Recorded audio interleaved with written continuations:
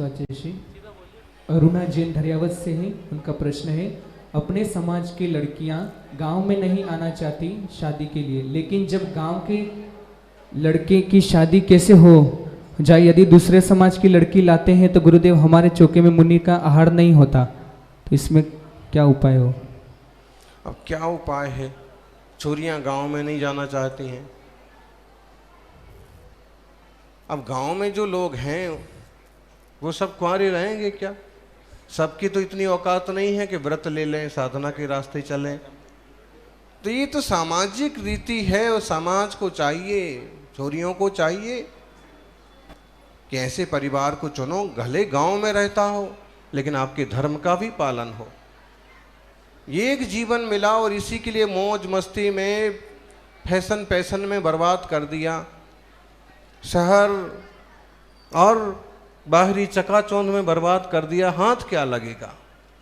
इसलिए एक संबोधन उपाय है कि समाज को संबोधन हो, छोरियों को, छोरों को संबोधन हो कि केवल शहर मत देखिए, अपितु गांव ही क्यों ना हो, अपने अनुकूल कुछ सुविधाएं देखो और अच्छे परिवार को चुनो और अच्छे से धर्म ध्यान पूर्वक गृहस्थी का जीवन जियो। कई बार ज्यादा पड़ जाने के कारण से भी समस्याएं खड़ी हो जाती हैं। छोरियां पढ़ पढ़ करके पंडित बन गई और छोरे डफर रह गए, तो अब फिर अपने हिसाब का ढूंढती फिरती हैं। वो बाप भी परेशान, कहाँ इसको सेटल करे। जो भी है, पढ़ गए तो सिर्फ पढ़ाई के लेवल से ही मत ढूंढिए। कम पढ़ा व्यक्ति भी आपके लिए सहायक और जिंदगी के लिए सहयोगी हो सकता है। समाज इस पर चिंतन करे और युवतियां भी चिंतन करें और एक अच्छे समाज की संरचना में आत्मकल्याण के लिए सहयोगी बनने वाले माहौल की रचना में निमित्त बने। ओम नमस्ते आचार्य। एक दिगंबर जैन महिला जो तलाकशुदा है और वह अविवाहित जैन पुरुष से साथ विवाह कर लेती है, तो क्या आगम के अनुसार दोनों मुनि को आहार दे सकते हैं अथवा केवल पुरुष दे सकता है, और कौन सा दोष लगेगा? देखो, इस बारे में तो वर्धमान सागर जी ज़्यादा अच्छे से बता सकते हैं। फिर भी जैसा उन संघ में चलता है वैसे ये संघ में चलता है। हमसे सीधा पूछोगे तो कहेंगे कि नहीं दे सकता, लेकिन वर्तमान में कुछ साधक ऐसे जीवों को भी सहारा देते हैं, उनसे भी कभी आहार ले लेते हैं। बाकी बात तो यह है कि एक बार विवाह हुआ तो महिलाओं को द्वारा शादी वगैरह के चक्कर में पड़ना नहीं चाहिए। धर्म ध्यान भी कोई चीज़ होती है। और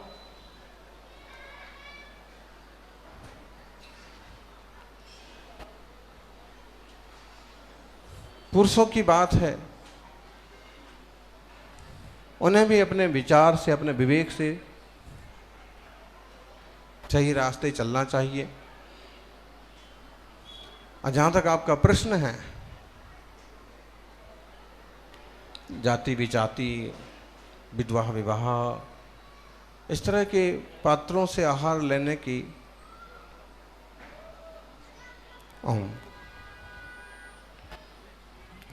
अगला किसी का प्रश्न हो तो? गुरुदेव, वो आहार का पात्र तो नहीं होता, लेकिन अभिषेक का पात्र होता है क्या? कहीं तो जोड़ के रखना पड़ेगा।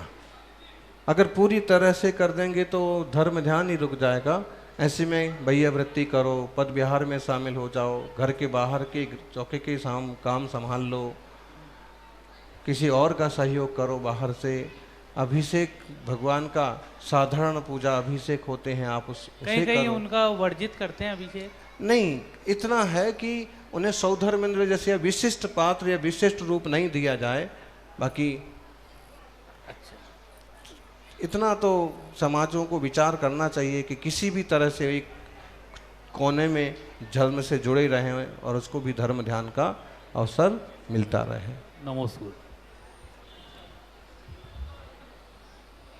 आचार्य श्री, आपके जीवन में विरक्ति भाव का बीजारोपण कब हुआ? आप तो अपना बताइए कब होगा। कब होगा? हाँ, हमारा तो हुआ, हो गया। किताब भी लिख दी लोगों ने, पूरी एक महाविज्ञ किताब लिख दी है, तो उसमें पढ़ लेना। बाकी आपका कब होगा ये बताइए। ओम। और हम तो कह रहे हैं कि वैराग्य का बीजारोपण तो सौभाग्य की बात है। समाधि तक साधना पहुंचना जीवन की सबसे बड़ी उपलब्धि। नमोस्तु गुरुदेव। नमो। बोलो आचार्य सन्मति सागर जी महाराज की जय। आचार्य सुनील सागर जी महाराज की जय। महाराज जी मेरा एक प्रश्न था। मेरा था कि है महाराज। मेरा महाराज जी पाँव घुटने के नीचे से कटा हुआ है, तो मैं जैन धर्म में किस में पात्र हूँ किस में नहीं हूँ? देखो, मुनिराज के आहार के लिए अंग उपांग सही होने का प्रावधान है। ऐसे ही पूजा अभिषेक में भी अंग पूरे होना चाहिए। लेकिन यदि आप ठीक से खड़े हो पा रहे हैं तो साधारण पूजाओं में मेरी समझ से समाज जन, वहाँ की कमेटी वगैरह को चाहिए कि साधारण रोज रोज की पूजा अभिषेक में अवसर मिला करे और स्वाध्याय आदि के द्वारा और दूसरे श्रावकों के सहयोग करके आहार दान आदि की अनुमोदना करके पुण्य कमाया जा सकता है।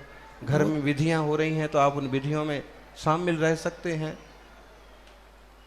जैसे महाराज जी विधान अगर चल रहा है और जैसे मैं जोड़े से बैठा हूँ, तो क्या मैं हाथ लगा सकता हूँ? विधान में बैठ सकते हैं, अपनी श्रीमती जी को हाथ लगा सकते हैं, या मैं भी नारियल अर्पित कर सकता हूँ? हाँ, अर्पित कर सकते हैं मेरी समझ से, क्योंकि आपने उसको प्रत्यारोपण करा करके और वो दूसरा हाँ महाराज आर्टिफिशियल लगा जयपुर फूड से लगाया है।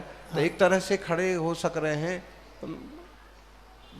बड़े पात्र नहीं बन सकते हैं, लेकिन पूजा करने का तो अवसर मिलना चाहिए। चूंकि मना है, लेकिन एक यंत्र मिल जाने से आप खड़े हो पा रहे हैं, चल पा रहे हैं, तो अवसर मिलना चाहिए। महाराज जी मैं जब स्वर्ण मेल गोला के अभिषेक हुए थे तो चारुकृति जी महाराज से परमिशन लेती कि बोला आप यहाँ के अभिषेक कर सकते हो। देखिए, उदारवादी व्यक्ति जो है ना, उस थोड़े समझौते कर लेते हैं। आप खड़े हो पा रहे हैं, आप चल पा रहे हैं, आपकी बुद्धि अच्छी है, आपकी समझ है, समर्पण है, तो भाई आप कर लीजिए। हाँ। लेकिन जो संकुचित और कट्टरपंथी होते हैं, कैसे हो सकता है और ऐसा और वैसा, तमाशा कर देंगे। जो महाराज जी अनुमोदना करेंगे उनकी भी बैंड बजाएंगे। तो इसलिए वो उनने सही किया और हमारी सामने भी कभी अवसर मिले तो कर सकते। महाराज अभी कभी कभी जैसे मंदिर में मुझे पहनना जरूरी है, तो मुझे कई बार ये ऐसे ताने सुनने को मिलते हैं। तो सुन लिया, उनको नहीं पता है। बस सामने वाले को चुपचाप दर्शन कर सामने वाले को या तो पता नहीं है या जानबूझ के कोई तंग करता होगा। हाँ। जानबूझ के तंग आपको करने वाले बहुत कम होंगे। नहीं, जानबूझ के तो नहीं करता, अनजाने में होता। बस तो उसमें फिर पता है तो कि फिर इसको मैं भी पता कभी है। बार महाराज उनकी बात मान के मुझे उतार के आ जाता हूँ, क्योंकि गिरने का डर रहता है महाराज स्लिप होके, इसलिए मोजा पहनना जरूरी है। आपकी बॉडी के हिसाब से आपको जो सुविधाजनक लगता है। आप मोजा ही तो पहना है, जूता तो नहीं पहना ना। नहीं महाराज। बस तो नमोस्तु महाराज, नमोस्तु। आचार्य श्री के श्री चरणों में नमोस्तु नमोस्तु नमोस्तु। गुरुदेव, सकल दिगंबर जैन समाज किशनगढ़ ने आपको चातुर्मास के लिए नारियल भेंट किया। आज ओसवाल समाज की पूरी कार्यकारिणी आपको चातुर्मास के लिए नारियल भेंट करने आई। ब्राह्मण समाज की चातुर्मास की कार्यकारिणी भेंट करने आई। महाराज जी, किशनगढ़ का हर बच्चा चाहे वो जैन है चाहे अजैन है, हर बच्चा ये चाहता है कि आचार्य श्री का ये 2024 का चातुर्मास किशनगढ़ में संपन्न हो। महाराज जी, ऐसा हमने हमारे जीवन में कभी नहीं देखा कि एक संत के प्रति, एक संघ के प्रति इतनी दीवानगी किशनगढ़ के समाज में आई है। तो ऐसा इस बार क्यों हुआ आचार्य श्री? इस शंका का समाधान कीजिए। भक्ति में बावली हो गए, और भक्ति में बावली होने से पुण्य का विशेष अर्जन होता है। आप लोगों की भावना ऐसी बनी रहें, बढ़ती रहें, और कोई भी दिगंबर तपस्वी, कोई भी संघ हैं, उनका ऐसे ही बहुमान करते रहें। अभी बाकी आग्रह तो सभी का है। हाँ, उस दिन वो उप मुख्यमंत्री आए, सांसद आए, वो भी यही कह रहे थे यहाँ हो जाए तो हम लोगों को भी दर्शन लाभ मिलता रहेगा। और फिर आज उस बाल भी ब्राह्मण समाज के लोग भी आग्रह, कहीं ना कहीं सबकी धर्म की भावना है और आप लोगों की एक समाज में प्रतिष्ठा है कि दूसरे लोग भी साथ साथ जुड़ करके धर्म लाभ लेने के लिए उत्सुक हैं, तत्पर हैं। कल का आरएसएस वाला कार्यक्रम भी लोगों ने पूरे आनंद से लाभ लिया और वहाँ उपस्थित पदाधिकारी और सभी ने संघ का पूरा सम्मान भी रखा। ऐसे ही जिन शासन की प्रतिष्ठा और प्रभावना बढ़ती रहे। हम अक्सर कर कहते हैं हम और आप क्या हैं, देखा जाए तो आत्मा और आत्मा से हो सकते हैं परमात्मा, लेकिन दूसरे ढंग से विचारात्मक करो तो हम और आप केवल एक इंसान हैं। आप धनवान हो सकते हैं, कोई मुनिराज हो सकते हैं, लेकिन हम और आप सबका एक कर्तव्य बनता है कि हम अपने जीवन को इस ढंग से जिएं कि ये जिन शासन रूपी नाव की प्रभावना हो, जैन धर्म की प्रभावना हो। अपनी चमड़ी की प्रभावना करने से कुछ नहीं होता है। ये श्रद्धा वो लोगों को अहिंसा की, सदाचार की, शाकाहार की, वात्सल्य की तो ज़्यादा फायदा होगा। ओम। आचार्य श्री के चरणों में नमोस्तु नमोस्तु नमोस्तु। महाराज जी, आज एक जगह पढ़ने में आया, जियो तो ऐसे जियो, जियो तो ऐसे जियो कि सब कुछ तुम्हारा है, और मरो तब ऐसे मरो कि कुछ भी तुम्हारा नहीं। चिंतन के रूप में आशीर्वाद चाहिए। बहुत बढ़िया चिंतन किया आपने। तो मरने वाले का ऐसे ही कुछ नहीं रह जाता है, लेकिन एक बात है कि जियो तो ऐसे जियो कि जैसे सब कुछ तुम्हारा है। इसका ऐसे अर्थ करो कि जो जो लोग हैं, जो जो स्थितियां हैं, वो सब आपकी हैं। आप सबको प्रेम और वात्सल्य की दृष्टि से देखो। सारी चीज़ों में अपनत्व करोगे तो परेशान हो जाओगे। तो इसका आशय इस टाइप से लगाओ कि जियो तो सब जैसे हमारे।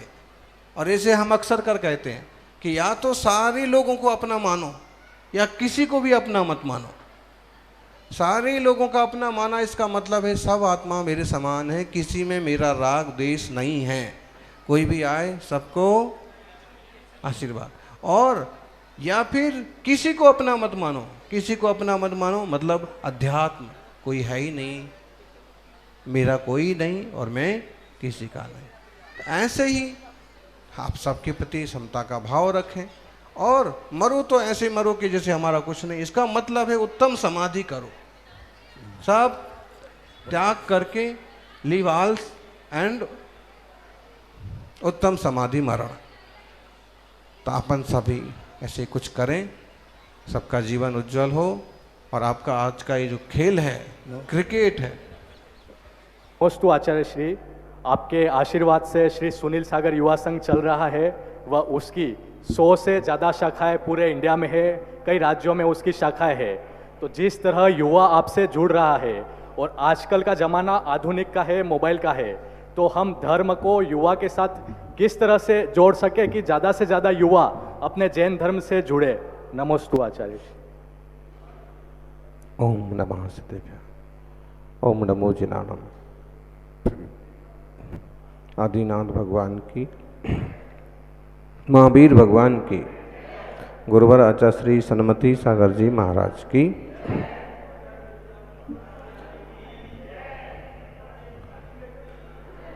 युवा संघ के अध्यक्ष हैं। युवाओं के संबंध में प्रश्न है, युवाओं को धर्म से कैसे जोड़ा जाए। जो अपने पुराने सिस्टम हैं वो तो सब लोग अपना रहे हैं, लेकिन कुछ आधुनिक सिस्टम के द्वारा नए ढंग से युवाओं को जोड़ना चाहिए। नए क्रियाकलाप हों, सामाजिक सरोकार हों, परस्पर सहयोग के साथ साथ आगे बढ़ें। और हम युवाओं को एक बात समझाएं कि धर्म रूढ़ी नहीं है। धर्म जीने की एक बहुत बढ़िया शैली है, जिसमें जैन धर्म जीने का बहुत बढ़िया तरीका है। अगर हम इसके रात्रि भोजन त्याग वाले नियम को फॉलो करते हैं तो वह भी आजकल बड़े से बड़े लोग इंटरमिटेंट फास्टिंग के रूप में यूज करने लगे। और बड़े से बड़े डॉक्टर्स कहते हैं कम से कम 15-17 घंटे आपको भूखे रहना चाहिए। 10-12 घंटे कम से कम आपको भूखे रहना चाहिए। इंटरमिटेंट फास्टिंग, शाम को 6-7 बजे तक आप भोजन कर लें और सुबह 6-7 बजे के बाद 8 बजे के बाद भोजन करें। ऐसे बहुत लोग हैं। अच्छा, छान के पानी पीने वाले सिस्टम को फॉलो करते हैं तो बहुत बड़ी बात है। आजकल लोग आरओ और बॉटल्स का पानी पीते हैं, जबकि उसमें कई विटामिन ख़त्म हो जाते हैं और कई तरह के नए कार्बन उसमें पैदा हो जाते हैं। जबकि बहता हुआ नदी का पानी हो, प्राकृतिक सुंदर नदी हो या गहरा और शुद्ध कुआं हो, उसका पानी छान के पिया जाए, जीवों का भी संरक्षण होगा और शुद्ध पानी भी मिलेगा। कई लोग बरसात का पानी इकट्ठा करते हैं। खैर, जो भी है, पानी कोई भी हो उसका छान के उपयोग करें। इससे आपका एक धर्म को भी फॉलो कर रहे हैं और आप बीमारियों से भी बच रहे हैं। दूसरी बात, जैन धर्म आजकल एक खास बात पर कहता है कि आप बाजार की चीज़ें मत खाइए और खाना है तो बहुत अच्छी तरह से परख और पहचान करके, क्योंकि पैकेट बंद चीज़ें महीनों पुरानी हो जाती हैं, कई दिनों पुरानी हो जाती हैं, सड़ जाती हैं, लेकिन उसमें जो प्रिजर्व्स पड़े हुए हैं उसके कारण से वो दुर्गंधित नहीं होती हैं, लेकिन उनका जो सत्व है वो ख़त्म हो गया। अब जो कोई भी खाएगा उसको फूड पॉइजन होने वाला है। ऐसे में आज के हिसाब से भी बहुत उपयोगी है। जैन धर्म कहता है शराब नहीं पियो, बहुत महत्वपूर्ण बात है ये।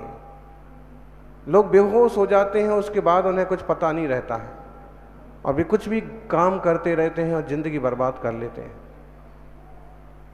आजकल तो बहुत सारे साधु संत शराब, मांस, गुटखे त्याग की बात कर रहे हैं। करना चाहिए और हर एक युवा का, इंसान का जीवन अच्छा बने। युवा अपनी शक्ति का धर्म, समाज और देश के हित में उपयोग करें, इसका उनसे, इसलिए उनको धर्म से भी जुड़ना और जोड़ना ज़रूरी है, ताकि जोश के साथ एक होश वाला जीवन बना रहे। दुनिया में आज जोश के साधन तो बहुत हो गए, होश पैदा करने वाला एक धर्म है जिसमें क्षमा, मृदुता, आत्मीयता की बातें सिखाई जाती हैं। आप भी अपनी टीम में इस तरह के गुणों को विकसित करते रहें। ओम।